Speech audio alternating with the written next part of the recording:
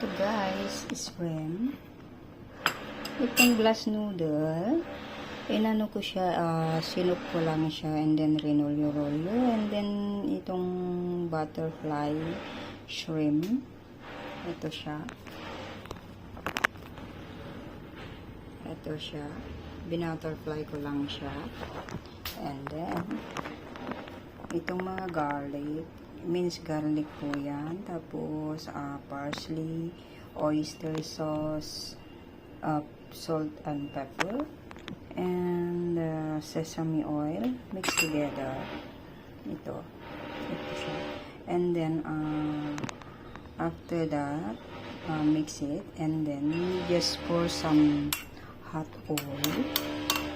Hot oil lang siya guys. Tapos, and then just put something here and just steam for 3 minutes, just like that guys. And then after that, steam for 3 minutes.